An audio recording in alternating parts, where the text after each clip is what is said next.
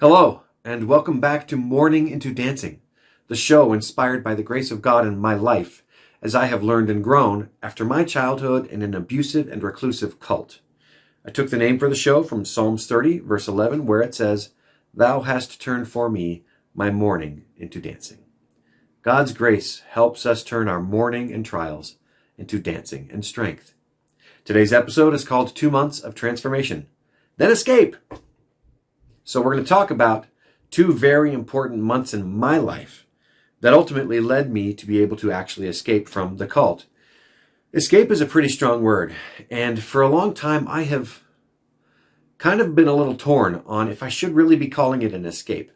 But the truth is it was, because I made a plan for getting out, and the plan just worked way better than it had any right to, and that is absolutely because of the grace of God and how there's no such thing as coincidence when it comes to Him and our plan and His plan for us. So I'm not going to tell you the whole story of the cult. I'm not going to tell you the whole story of how I grew up and all that stuff in this podcast, this episode at all. I'm just going to talk about some important events that show me the grace of God in my life that I hope will inspire you, will maybe signal an opportunity for you or show you where you might find Heavenly Father's hand in your life. I think it's very difficult sometimes when we're in the throes of struggle and trial and anxiety and depression and some real issues are weighing us down. It's hard for us to see the hand of God in our lives. But I promise you it's there. And I want to show you some of how I found that later in my life as I looked back on some things that I did and went through that really prepared me for what would come as I found out that God was real. So, after many years of moving around and starting in London and moving to Mexico and then to the USA and kind of around from San Francisco all the way to Toronto, and then, of course, that's Canada, and then Boston and Chicago and DC and New York, ultimately, the cult in 1974 schismed, and the dude, Robert de Grimston, took off with his own extra weird version. And his wife, Marianne McLean, you can Google her, so that's going to be an interesting search for you. She took off with the slightly more vanilla version, or what became the slightly more vanilla version, which was called the Foundation Faith of God. They moved west ultimately after, probably by the time I was around 9, they were moving west. They had a headquarters in Arizona for Marianne and the kind of muckety mucks, the founders as they called them, the original founders. They actually had religious titles that a hierarchy, but I never cared. I never cared. So I don't remember their names, sorry. You want to look into the cult, you can find it. There's a lot of stuff out there. In any case, so they had that ranch in Arizona. They built some buildings in it. It's called Faith Canyon Ranch. It's still there. It's on Faith Canyon Road near Kirkland, I think, Arizona, which is about an hour or so from Prescott, I think, if I remember right. I went there once as a very young kid. I was probably, 10 or 11 or maybe younger. I don't remember very well. Sorry, I had to adjust the thing there real quick. And I had very dim memories of it kind of growing up, that it was there, but it was just where the muckety mucks lived. Marianne was there. I didn't know she was there, but Gabriel, who was the ostensible leader that I was aware of, the kind of the front man for the thing, he lived there. And so did several other people. Anyway, it had several chapters or branches around the country. Dallas was where the kids started being pushed. Not sure why Dallas ultimately became the place that the kids went, but I think it's because they were becoming more and more financially sound. They were getting very good at fundraising, and they felt like that they maybe had the resources to watch over the kids, because they decided to move all the kids out of public school. I was in public school till I was in 5th grade, and then pulled out. So I was sent to Dallas. I hated it. I loved my 5th grade year. Fun little note. An interesting tidbit is that I had never been in the same school for more than like a school year. So I never did one school year and then came back the next grade at the same school, seeing the same people, the same friends. Never did that in my life, and was usually gone within a half or a quarter of a semester, or a year rather, off to some new school because they moved all the time. But in Denver, I went to Vanderhoof Elementary for 4th grade. And lo and behold, I was there for 5th grade. 5th grade turned up and I'm like, I'm still here. I show up at school and I'm like, I know all these people. I even have some friends here. It was truly a special experience for me. And 2 months into it, they said, you're moving to Dallas. So I moved to Dallas, and I was angry when I got there. I was 11 years old, guys, and I was almost 11 years old. And when I moved to Dallas, so wait, was I 11? I'm not going to do the math for you guys. It's a terrible thing to do on camera. But anyway, I was young, and I was in 5th grade.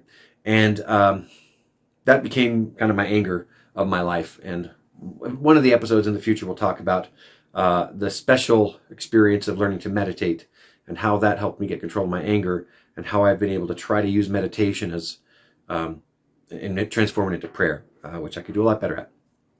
So Dallas really wasn't great. It was watched over by this lady named Lucia. A couple years after I moved to Dallas, they bought another ranch in southern Utah this time, not Arizona, and they named it Best Friends. They named the ranch Angel Canyon, and they started an animal rescue, which they'd already kind of been starting with a lot of animal rescue as I was growing up, right? But this became a more formal operation that they were doing, and they called it Best Friends Animal Sanctuary. And for a couple of years, the older kids would be shipped out there every summer to help build this Best Friends Animal Sanctuary. And then I became one of the older kids when I hit 12 or 13. I forget exactly what age. I went out there too. And for 4 or 5 summers, I was shipped out there every summer to Best Friends Animal Sanctuary near Kanab, Utah. And I helped build the original version of Best Friends. It was actually a positive experience. I mean, there was still all kinds of emotional abuse, and there certainly wasn't any real parental interaction. I did work with side by side with my dad, but I didn't know what it meant to be a son and have a dad. I hung out with my mom. Sometimes we cooked a little bit together, and I didn't call her mom. I didn't call him dad. It was Magdalene and Enoch. Anyway, that's kind of a long setting the table of, but they still owned that ranch in Arizona. And when I was 17, I was determined to find my way out of the cult. I really, really wanted to get out in time to have my 12th grade year in a regular school, my senior year. And so I just got this bug that I would try to figure out a way out. So I started actually just collecting boxes from grocery stores, breaking them down and sliding them under my bed in the far back where nobody could see them. I ended up with probably 10 or 11 boxes, in case I could find an opportunity to pack things up and go. And then at the same time, other kids that I was growing up with were in their late teens as well, and going out and doing late teen things. Even if we're in the cult, they try to keep us under control, but that just doesn't work for teenagers very well. They're just going to rebel. So love and trust and vulnerability are a better approach to helping kids stay out of trouble. And stability is a huge way as well. But we were all abused kids, and there was acting out that was happening. And one of the guys I was growing up with, Mark, he ended up actually being banished from Dallas because he was such a troublemaker, apparently. Now, Lucia, the leader of the Dallas branch, she was very unwell mentally, but she was also making choices to treat us kids terribly, abominably. And I mean, her older daughter, Vanessa, was getting into far more trouble than Mark was, and she wasn't banished, so obviously this was an inequity that just happened. But Mark was banished to Faith Canyon, the one in Arizona, because he was being such a troublemaker. How is that a punishment? You don't have to be under the thumb of Lucia, the crazy person? Or the other adults who are clearly not happy with their lives and they would just take it out on us kids sometimes? That's not a punishment. That's a reward. So I just thought, that's a great idea. Maybe I could get sent to Faith Canyon as well. So I started causing more trouble visibly. I was already trying to undermine as much as I could. But yeah, it was great. So I became troublesome and called people out and argued with the adults right in person, and it worked really, really well. Within a couple of weeks, I was told, you know what, you're going to Arizona too. It shouldn't have worked so well, but it worked great. It was also silly of them because I was at that point I was living with where the boys lived, where most of the men lived, where all the boys and a couple of the men, I should say, lived. And I was managing the household, actually. I was doing all the menu planning and shopping. I was doing all the cooking in that home, that all the cooking that happened and stuff. So they lost the guy who did all that when they banished me, but I don't care. I was told I was being banished. I had a couple of days to prepare. And I think they used the word banished. I don't know. Or no, maybe they said, we're going to have you go to Faith Canyon to kind of rehabilitate and really get a better idea for who you are and how you can contribute to the cult. Anyway, good times. I actually depict this in my book, Finding Home, if you're curious. And it's very accurate to what actually happened. In any case, so I packed all my stuff into boxes, taped them up real good with some packaging tape that I'd stolen, used a marker that I'd stolen, and wrote Jared's stuff, send to Jared. Shoved them all in the back of the closet that I shared, in the room that I shared with another kid named Dennis, and went to Faith Canyon with everything packed up and ready to go. Because my intention was to get to Faith Canyon and then to escape. Just kind of stroll on out of there with a backpack full of my stuff, a couple of books, money if I could find a way to get some money.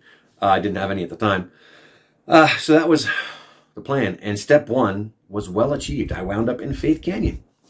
Faith Canyon, it's a very, they call it a secluded valley ranch. It's kind of a pocket canyon, but it's a flat area, and it really is kind of a secluded valley between several mesas outside of Kirkland, Arizona. And it's got a long driveway off a smaller highway, and it's cool. When I got there, my first impression was, hey, this is kind of fun. There was a place where people could live on one side, and down past a big parking area and a really nice looking orchard was the Muckety Muck's house. And they were trying to fix it up. They'd been trying to sell it for several years, so they're trying to upkeep it and make it look really good. So I was sent there to do that, to make it look good and operate properly. So I helped dredge a pond with a tractor and a backhoe. That was really fun. Or a truck and a backhoe.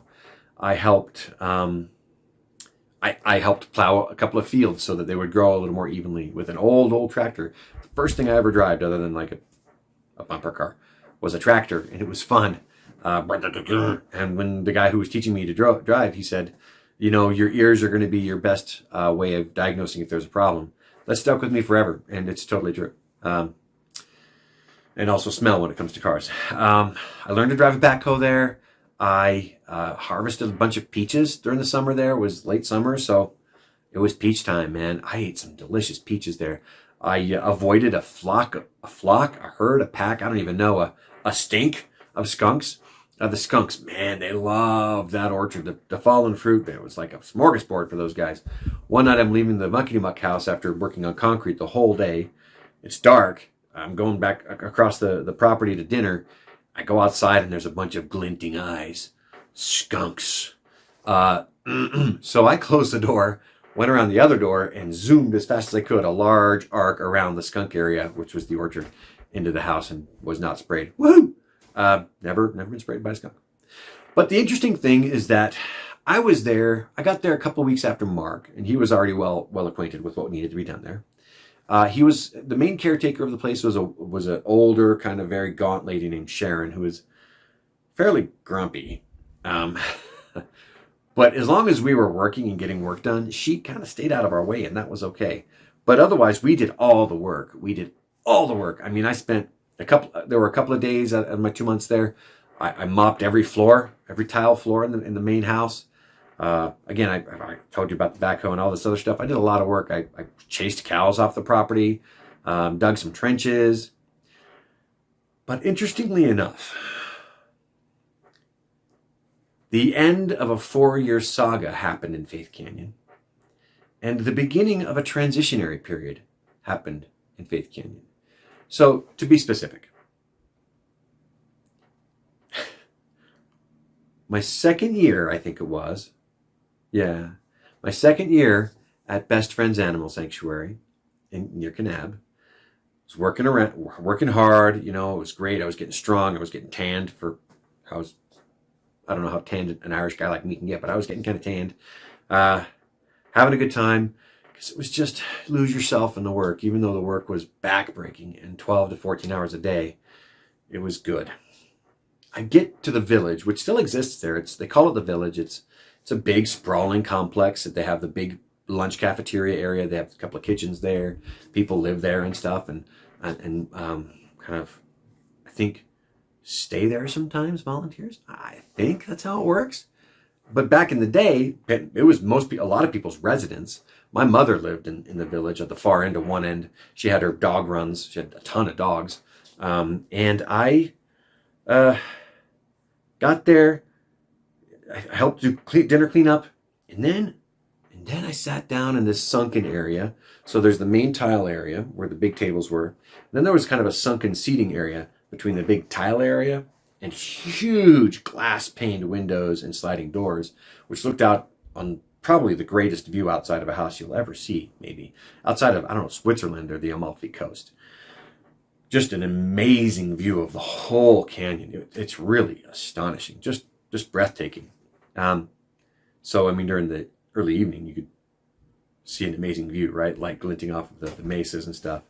But I sit down there and I start reading. There's a big screen TV up on the upside. Somebody's watching some TV there. I'm reading. One of the girls I grew up with, Leonora, walks in, and I suddenly hear her talking to somebody who has a voice that I'm not familiar with. And it was a young girl's voice. I was like, what is that? And the voice had an accent that I was like, what is that? I looked up, and there was the most beautiful young girl that I'd ever seen. So I was 14. This girl was 12 or 13. She was a Scottish girl. And it turned out she had relatives in the foundation, which was best friends, turning into best friends at this point. Relatives who were big time, kind of bosses. Mary Ann McLean, the woman who took that portion of the cult, and who I never even knew existed until I was 16, I think. Yeah, 16, was her aunt. And Leonora, that made Leonora her cousin. And so they were friends because they were cousins. But they were talking, and this girl was like, whoa, you are so beautiful. And I love your accent. And it may have been, I love your accent. I'm in love with you. Also, you're beautiful. But she had a really pretty smile, very easy, sweet smile. And it was young love, right? Young love at first sight. And Leonora introduced her, and Sharon and I got to talking, and we really hit it off really well, and we just chatted and chatted and chatted. And I think Leonora started feeling left out, so she took her out of it. Anyway, Sharon and I found every opportunity possible for the rest of, I think, the 5 weeks that I had left there, maybe 4 weeks. It wasn't enough time, honestly, to hang out, to talk, to cross paths. We knew that the cult, the people, the founders, the adults would just hate and really discourage that. And if they got any wind of any possible fact that we had feelings for each other, it would be a problem. So we never expressed those feelings to each other, like, I have a huge crush on you, or I love you, or something like that. It was not one of those tiny little sweet summer romances that you read in books. I thought it could be. Anyway, but this was when I was quite young. I was 14. I was 14 or 13. I was 13. She was 12 at the time. So really young. I think about my almost 13-year-old kid right now falling into that kind of love, and you can just tell I had a problem. I mean, boy, reactive attachment disorder is a serious business, guys. Anyway, so we had huge crushes on each other by the end of the summer, and it was a difficult parting, and we were stupid and never got each other's address or phone number. And she went back to Scotland. And I pined for her for a year. And the next year I was like, maybe she'll come. And I got to best friends, and she had been there already and gone. And I was livid with everything. The universe, I don't know, everything that could possibly have moved things against my favor. I wanted to blow it all up. So I pined for another year. And the next year, you know what happened? I missed her again. And I don't remember how I missed her. But I pined for that girl for 4 years. And what's more, finally, no, I missed her the next year because she was there, completely different time for me. But Leonora was there with her. And Leonora came to me after the summer, or called me, I think. That's right. She called me from best friends to Dallas, said, Jared, Sharon can't stop talking about you. And I'm like, Sharon's there! Anyway, so I got to talk to her. We got to talk for the first time in several years. It was the third summer of this. I was like, what the frick? It was amazing. We talked. We had a great time. We hit it off again. We this time shared our addresses with each other and phone numbers. And we only did letters. But for the next year, we wrote letters nonstop to each other. I might have them buried in a box somewhere. But these were fun, playful, flirty letters. Emotions started to being actually shared, and this was like one of those storybook romances. This is going to be one for the ages, right? Well, the next summer rolls around, and things are the cult's feeling a little shaky. It's not good, but also, Mark is about to be sent away. And I find out that Sharon's going to be in Best Friends. And I'm like, let's go. So we talk on the phone a few times. She's at Best Friends at this point, and I'm still in Dallas.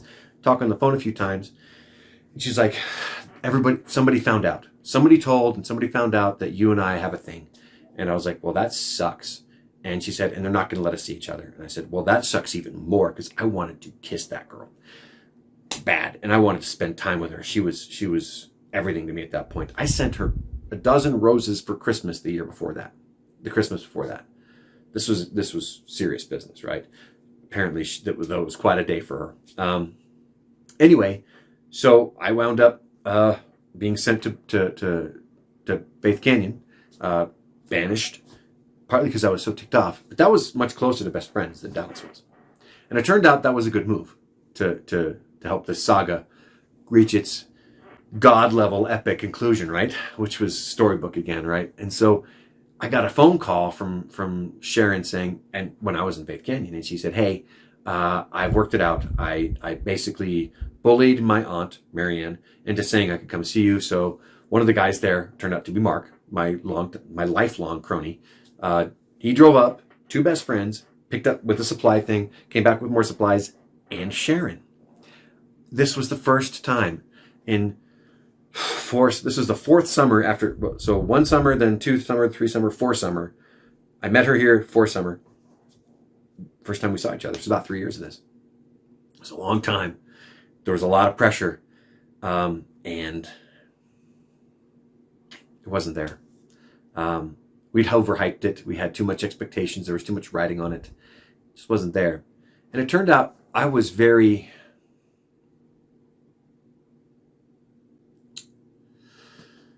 in a shell, and I was very self-conscious, and she had desires to do things that I didn't really feel comfortable doing. So that longed for kiss never happened. And we just decided that we were friends. Unfortunately, we lost touch. I would love to somehow get back in touch with her, but I don't know where she is. I think she's in Glasgow or something like that. But she's a great young lady, and that was one for the ages. And so the ending of the Scottish chick saga happened there. But other things happened there, because not long after she left, Stephen Hirano showed up. And he's not one of the original founders of the foundation and the cult, but he's one of the later joiners, and he became a founder of Best Friends. And so Stephen was there with me and Mark and another crony named Isaac. And I think he decided that these 3 young men needed some help. They needed a guide, a sensei of some kind. For real, though, he treated us like he was our sensei. And he took us under his wing in like a deliberate training. Like, okay, men, let's do some meditation. Okay, fellers, let's talk through, what life is about and stuff. And it was the first time, literally, any human being, except for Sharon, had taken a real interest in me. And it was kind of amazing. And he's from Hawaii, so he's got a strong Japanese heritage, but he felt a deep connection with Native American culture and history. And so he suggested that we do vision quests, each of us 3 boys. Now, this was not the Native American level of vision quest, which is a serious business. Lots of ritual and very long and very arduous. He said, let's have you guys each go away somewhere and then come back after 24 hours. And we're like, what now? Yeah, just spend 24 hours on your own, out in the wilderness somewhere, and see what the universe has to tell you. And we're all like, are you serious? And I was like, are you serious? This sounds great. Because I liked being alone at that point. I love to read. I could read for hours on end. It's like being alone, right? So he said, yeah, I want you to take a big bottle of water, something, if you can take something that you can make a shade with if you want, and just take off early on one morning, and then come back around the same time the next morning. Spend a day and a night out. I'm like, okay, this is weird. Sure, why not? Let's do it. So we agreed to it, of all crazy things, right? And Mark did it first, I think. And he came down for water midday because he drank all his water. And then I did it. And then Isaac did it. I did it and had a really nice time. I went for a nice hike. I rolled up a couple of sheets in a luggage strap that I had with one of my bags. And I had my pocket knife, and I had a big bottle of water, and I went and sat next to the stream just down the hill from the main house and had a quite meditative time. I was already meditating by that time because I needed it. I needed to meditate to overcome the terrible temper problems I was having. But this was like dedicated formal meditation time, and it was really neat. So I did that, and then I went and hiked up a mesa and hiked across the mesa and found across the end of the mesa, I found that I'd consumed half my water by that time, and it was not quite noon. So I was in trouble. And there was to be no food as well. We were fasting from food for this thing to have a little bit of the hardship, right? So I realized I had made a mistake in hiking, even though I loved hiking and I loved the beautiful area. So I very carefully made my way back, taking little sips. And then I used my luggage strap in that sheet and my pocket knife. I cut some long yucca sticks, wrapped the sheet around them, and used my luggage strap to fasten it, and basically made a teepee that was just about big enough, but I could lie in it and have my fully covered legs lying out of it, so I wasn't going to get sunburned, and the better part of me was in the shade. So I took a nap. It was awesome. Took a nap for a couple hours, woke up, there were buzzards circling above me. I told them I was alive, and they went away. And then I just really meditated and thought about stuff, and took another yucca stick and acted like I was fighting off enemies, and thought some more, and regretted the Sharon thing for a while, and yelled my anger at the sky for a while, did some yops. It was a great time, and ran out of water. And then, so it was kind of in the early evening, I was like, I need to get water. I don't want to do what Mark did and just walk down and get some from the spigot. I want to be a little more discreet. So I went down to the stream, filled it up with water, came back up. I later learned that was a dumb idea. Not because I got sick, though, because I was told. I didn't get sick. I've had stream water many times in my life, and I've never been sick. So I guess I believe people when they say you shouldn't do that, but my experience has been different. And spent a very nice evening. A very nice evening indeed. I slept there. I woke up early morning, watched the sunrise, and had a very special experience. Honestly, overall, I found a quiet in me that was good, and it would take me a long time to find it again, and then to find it again, and then to really find out what that quiet was. That quiet was the platform for the still small voice to come into my life. When I could get quiet like that, when I could dig deep and just let things go, I could let the still small voice come into my life. And so that was a real mercy, the Vision Quest was, and that was super cool. Fun fact, Stephen wanted us to walk on hot coals. We said we would. They weren't very hot when we walked on them. They'd cooled down quite a bit. But we did walk on warm coals that if you shook all the ash and soot off them, they would be hot, I guess, again. But we raked them out, made them nice and smooth as much as we could, let the ash form on the outside, and then walked on those with bare feet, and it wasn't that bad. It was a nice signal to me that I could do a hard thing that scared me. The Vision Quest was one of those things as well. So those are really cool experiences, and it was a nice thing to start to learn that I could do hard things. I could find quiet. I could come to terms with difficult, disappointing experiences in my life. But it was all very secular, right? It was all internal and stuff. And then Stephen tried to help us tap into our special powers. I started thinking that I had an extrasensory perception. I could see what was going on around me without looking around. Yeah, that's not true. It's not true at all. So anyway, don't have the powers. Kind of wished I did. But I did start to understand that I had a bit more of a connection with my intuition than I had realized, which was very helpful in my life. It's been very helpful indeed. So ultimately, for the linear story, and then I'll talk about how the morning it was turning into dancing, real dancing, for later in life. Ultimately, I think there was some part of me that was kind of reading the writing on the wall in Dallas, and I might have had an inkling that things weren't good there. I knew the adults weren't happy. But apparently, about a month or 5 or 6 weeks after I got to Faith Canyon, I was called by Adam, who's a guy who teased me mercilessly as a kid, but he started to kind of feel more responsibility for us older kids, us grown-up kids. So he was very sweet and solicitous of it. But he called us and let us know that that the Dallas branch had basically folded. some large number, like 80, 60, 70, I don't know, percent, some large percentage of the adults just left. And it was probably coordinated because they were just all gone at the same time. They were gone. And that's awesome. And that signaled the end. Actually, that was a domino, apparently, because some people walked out of the Las Vegas branch as well. And the Denver branch. People just started walking out.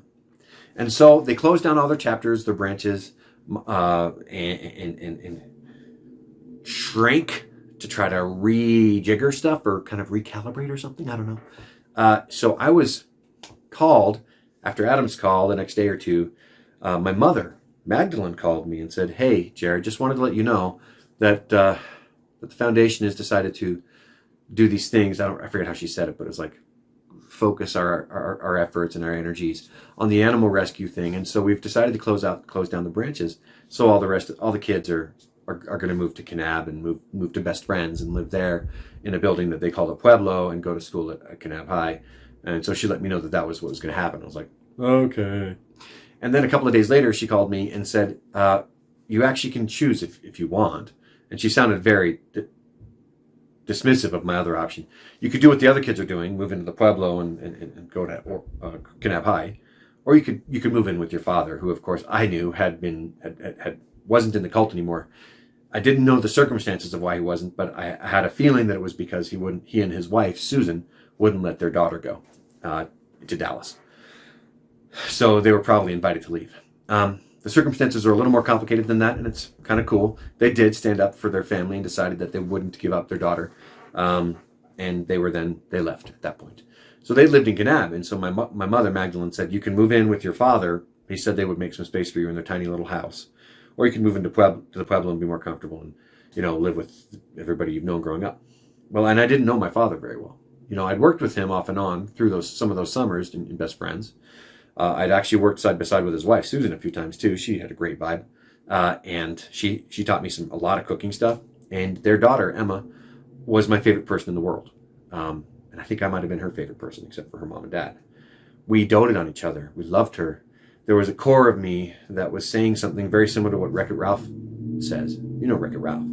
If that little kid can love me, I can't be that bad. Well, there were times I felt very similar to that if that little girl can love me, then I can't be that bad. And I'm going to get right back to that now, because that's really where the grace started to come in. So I didn't want to hurt my mother's feelings. I mean, I knew she was my mom, and she had some emotional investment in me staying in the cult. So I didn't immediately say, I'm getting the frick out of here. I said, I'm going to need a couple of days to think about that and maybe do some prayer. And I don't know. Ultimately, a couple of days later, we talked again, and I said, I'm going to go ahead and move in with Enoch, my father. I called him Enoch, her Magdalene at the time, of course, and Susan and Emma. I really appreciate, the Pueblo thing, but I'm going to move in with them. I'd like to live in town and try that out. And I'm sure that hurt Magdalene's feelings. She devoted the vast majority of her life to this cult. She was the handmaiden of Marianne. My mother, the handmaiden of a terrible, terrible cult leader, human person. Whatever. Anyway, so that was how it was. It was that easy. I had been planning on hitchhiking on out of there and just finding my way in the world. But it just turned out that I landed in Kanab and moved in the house with my father and his wife and their daughter, my favorite person in the whole world, Emma, who continued to be my favorite person for a very, very long time. And I love my sister dearly, and never will stop loving her. She is just a magnificent human being. And she brought so much joy and stability into my life. And that was Kanab High School. And the next episode, we'll talk about kind of the beautiful, miraculous, and grace-filled circumstances of that landing. But I want to talk about that feeling of love. And why that was meaningful to me. We all have our weakness in our life. We have like weakness as a thing. We also have weaknesses in specific trials and difficulties in our lives that really can frustrate us, that can be very, very challenging and grinding, because it's like they're really hard to get rid of. Weird, huh? It feels like a bug in the program because it doesn't feel right for us to have that. And I think that I think that that's both correct for us to feel that way, and I think we've been taught to read it wrong. I certainly was taught to read that wrong, and I read it as I was broken. There was something wrong with me. And that was compounding upon the feeling of, well, why did my parents not care enough for me to actually decide to raise me? Why don't I get to call somebody mom and dad? What's wrong with me that they wouldn't want me enough to give up this whole crap for me? And it turned out, I only found this out literally a month or two ago, that my father had become close to taking me out when I was 9 or 10. But he didn't ultimately, and that's life. But I felt like there must be something broken or deeply, deeply wrong with me, because I wasn't worth somebody's love that they would fight for me. Kids need to know that their parents will fight for them. Kids need to know that, not just in their brain, but in their core, in their DNA. They need to know. Kids are entitled to a mother and a father married in the home with that intrinsic stability. And those parents prioritize their marriage and their family over everything. Kids are entitled to that. It is part of the plan and pattern of God. 100%. You can tell. History says so. Right? History just says so. But so do scriptures, ancient and modern. And I felt that there was a wrongness there on that level because I have the light of Christ, right? But also, we read it wrong, and I was taught to read it wrong. Because it felt wrong, it felt like I was being robbed. Like I had something taken from me. And it's true that's actually an accurate representation. But there's also an assumption that a blissful, perfect life is the default. That's how it's supposed to be. And any bug with trial or challenge or difficulty or loss or grief, that's a bug, and it's not really supposed to happen. It's a glitch. But the truth is, of course, that these trials are a feature of the program, as it were, not a bug in the program, not a glitch. They're exactly what we're supposed to deal with. But for me, my little sister loving me as much as she did gave me a hint that maybe I wasn't as bad as I thought I was. I wasn't as broken as I thought I was. I wasn't as corrupt and dark as I thought I was, that I might be able to overcome the real dark stuff that was going on in me, and that I acted out on a lot. Having a young, sweet kid just loved me because she loved me, and also loved me because I was cool to her, and I loved her back, was a real anchor, a bright, shining anchor in my life. And it showed me, it gave me at least a taste of what I knew that I could expect later in life. Because I wanted all along, my whole life, as soon as I started reading books and adventure stories about, heroes fighting for their true love, rescuing their true love, or fighting next to their true love, and living together, working out the kinks and working together and finding happiness and joy through challenge and through striving together. I said, I want that. I want a wife who I love dearly and I'll work tirelessly for, who will work for me as well and fight for me as well. And I want a bunch of kids. That's goal number 1. A family of my own. Goal number 2 was to be a best-selling author. That hasn't happened, but the first one did. But I felt like I could achieve that because of the love of my sister, right? And it's wonderful how you see that grace. I didn't see it then, but I look back and I see that grace of Heavenly Father. Just letting people make their choices, never making anybody's choices for them, and knowing how, as His grace, the gift of His grace because of the atonement of Jesus Christ, that grace will heal and will start and will soften and will keep from hardening. Soften and keeping from hardening are two different things, right? The hearts is beautiful to me. He totally did that for me. He kept me a little more open because I had every right to be completely shut down and completely shut off. I was angry. I was bitter. I was grieving. I never properly grieved my oldest brother's death. Ever. Until much, much later. And I probably could do with a little more processing of that and counseling for that too. But I, by all rights, should have been a total jackwagon. And I was a bit of a jackwagon. And I definitely fought real demons for a long, long time. But I fought because I knew what love was, real love. And I know that that's because of the grace of God and my sweet sister Emma.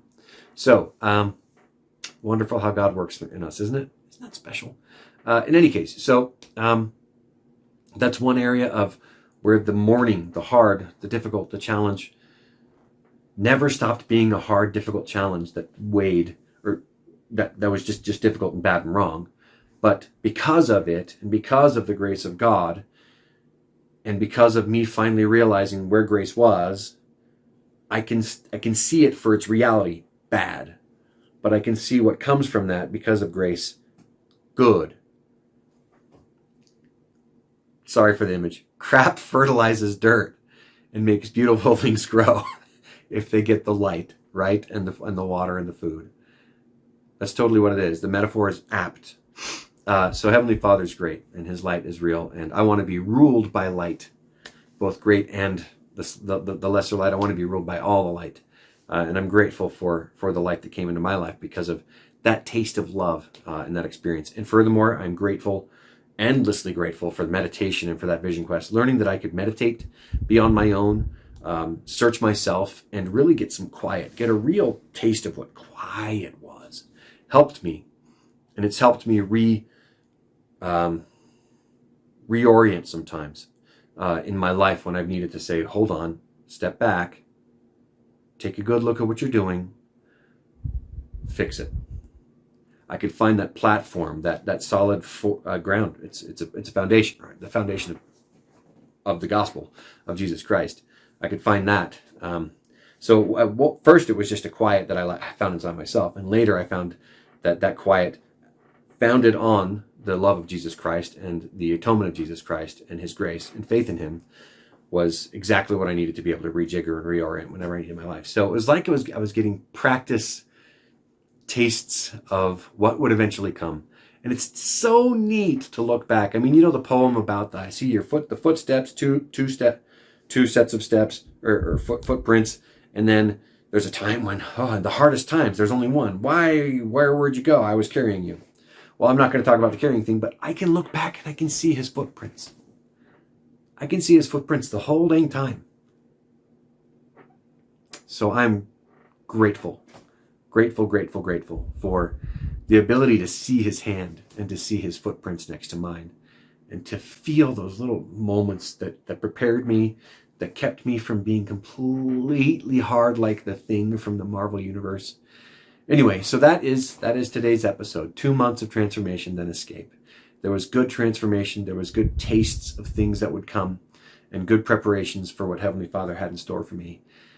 There is hope. There is healing. There's wonderful, wonderful miracles everywhere we look. If we will just look with spiritual eyes, if we will, and it's not a gaslighting ourselves for the skeptics out there. It's looking with eyes that have been cleared by repentance and faith, and looking out at a world illuminated by the understanding of God's reality and the atonement of Jesus Christ, right? So thank you so much for watching. And if you made it all the way through this episode, thank you even more. I'd love to hear your thoughts and input on today's topic as well. And feel free to contact me and this show at the name of the show, Morning Into Dancing, MOURNING, into dancing, all one word, at gmail.com. Any questions or suggestions for topics? Until next time, sit back, take a quiet moment, and find the beauty and grace in the world and in yourself.